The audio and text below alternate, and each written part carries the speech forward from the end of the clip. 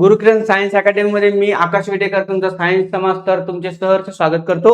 बाळांनो, आरोग्य सेवक काय असतं, कसं असतं, कशा प्रकारे त्याच्यामध्ये काम केलं जातं किंवा आरोग्य सेवक नेमकं काय असतं, कशा प्रकारे मी अभ्यास केला होता आणि कशा प्रकारे त्याच्यामध्ये मी 80 पैकी 80 मार्क मिळवले होते, या सर्व गोष्टींवर आपण चर्चा करणार आहोत.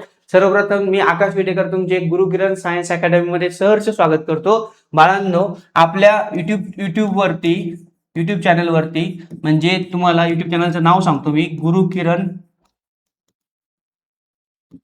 Science academy.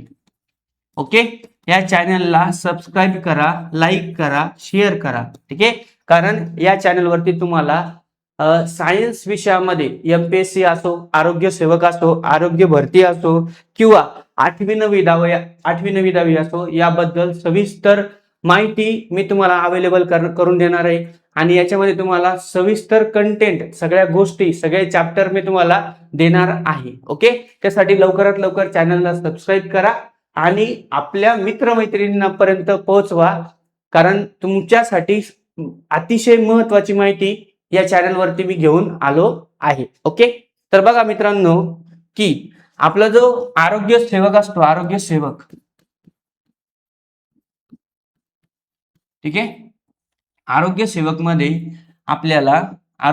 मध्ये तांत्रिक घटक असतात, तांत्रिक घटक.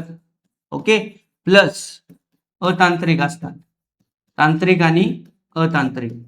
ओके, तर तांत्रिक घटकामध्ये तुम्हाला 40 प्रश्न विचारले जातात. 40 प्रश्न 80 मार्कांसाठी, 40 प्रश्न 80 मार्कासाठी. एक प्रश्न असतो, एक प्रश्न 2 मार्कासाठी बाळांनो विचारला जातो. एक प्रश्न 2 मार्कांसाठी विचारला जातो. ओके, तर बाळांनो, मी आपल्या छत्रपती संभाजीनगर जिल्हा परिषदच्या आरोग्य सेवकचा पेपर दिला होता. त्याच्यामध्ये मला तांत्रिक घटकामध्ये 80 पैकी 80 मार्क मिळाले होते. आपला जो जालना जिल्हा परिषदचा जो पेपर होता त्याच्यामध्ये मला 78 मार्क होते. अहिल्यानगर म्हणजे अहमदनगरचा पेपर झाला, त्याच्यामध्ये पण मला 78 मार्क होते. कशा प्रकारे मी स्ट्रॅटेजी वापरली होती, काय केलं होतं, या सगळ्या गोष्टी मी तुमच्यासोबत आज शेअर करणार आहे. तर मास्टर, आम्हाला सांगा की सिलेबस काय होता. तर बाळांनो, सिलेबस हा 10वीचं जे आपलं सायन्सचं म्हणजे विज्ञानाचं जे पुस्तक असतं त्याच्यावरती पूर्ण अवलंबून होता. 10वीला जो सायन्स असतो त्या सायन्सच्या पुस्तकाचे 2 भाग असतात बाळांनो. पहिला असतो पार्ट 1 म्हणजे भाग 1. ओके, भाग 1. आणि दुसरा असतो पार्ट 2 म्हणजे भाग 2. ओके, आता हे दोन्हीही पुस्तकं मी सविस्तर वाचले, व्यवस्थित सगळ्या गोष्टी वाचल्या, त्याच्यामध्ये सगळ्या गोष्टी क्लिअर झाल्या. त्याच्यानंतर सगळ्या कन्सेप्ट क्लिअर करून घेतल्या. मी रोज बायोचं पुस्तक वाचायचो आणि फिजिक्स केमिस्ट्रीमध्ये व्यवस्थित क्वेश्चन सॉल्व्ह करायचो. क्वेश्चनमुळं काय की मला कळलं की कोणता प्रश्न कधी विचारला जाऊ शकतो. ओके, हे 2 पुस्तक मी क्लिअर केले आणि खूप सारे जे PYQ होते, PYQ म्हणण्यापेक्षा मी स्वतः MCQs तयार केले होते.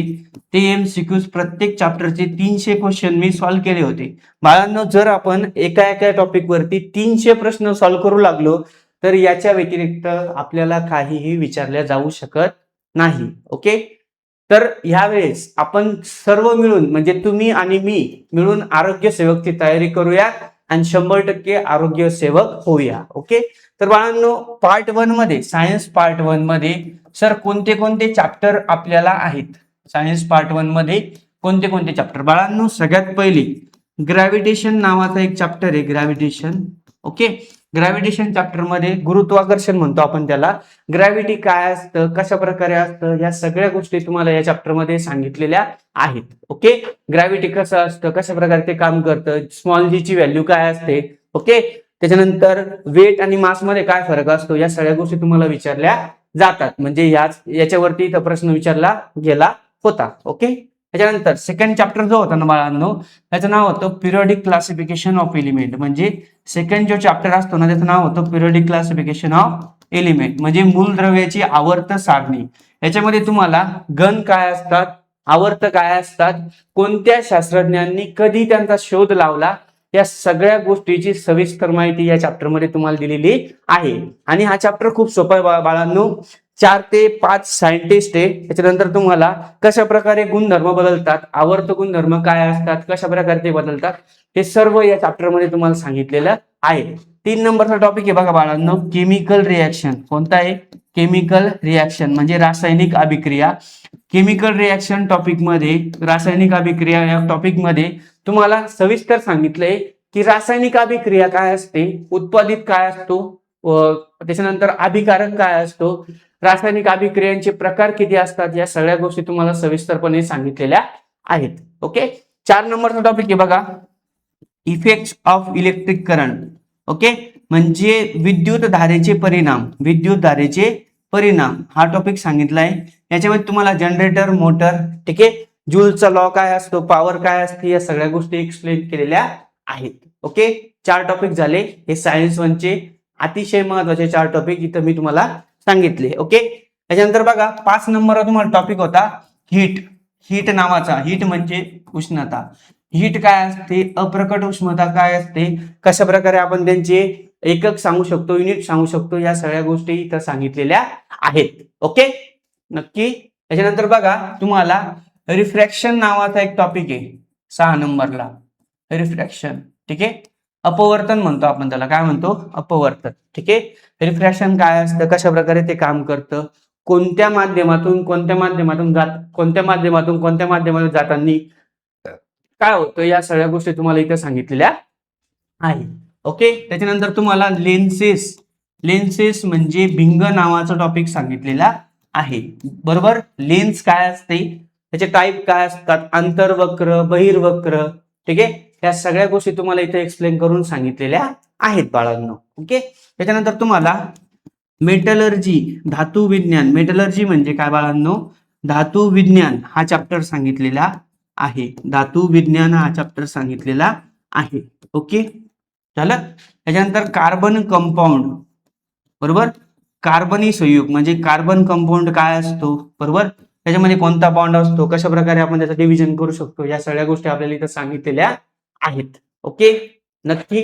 चलो, लास्ट टॉपिक आहे बघा, स्पेस मिशन. त्याला आपण अवकाश मोहिमा म्हणतो. अवकाश मोहिमा काय असतात, कशा प्रकारे ते काम करतात, या सगळ्या गोष्टी तुम्हाला इथं सांगितलेल्या आहेत. ओके. अशा प्रकारे सायन्स पार्ट 1 10वीचा कम्प्लीट सिलेबस ग्रॅव्हिटेशन पासून तर स्पेस मिशन पर्यंत मी तुम्हाला फक्त सांगितला. बरोबर. आता तुम्हाला या टॉपिक मध्ये काय काय भेटणार आहे, काय काय करायचं आपल्याला, प्रत्येक टॉपिक जो असतो बाळांनो, प्रत्येक टॉपिक कव्हर करायचा आहे. ओके. त्याचे पॉइंट्स काढायचे, ठीक आहे, आणि त्याच्यावरती PYQ. आता आपल्याकडे काय पेपर्स अवेलेबल आहे, PYQ चे MCQ सॉल्व्ह करायचे आहे. ओके, आणि त्याचे शॉर्ट नोट्स तयार करायचे आहे. बरोबर.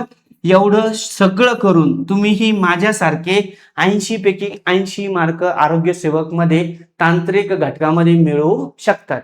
चला तर विद्यार्थी मित्रांनो, तयारी करूया आतापासूनच.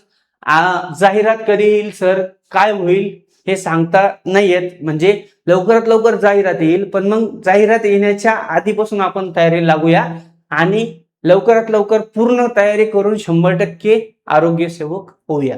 ठीक आहे. धन्यवाद.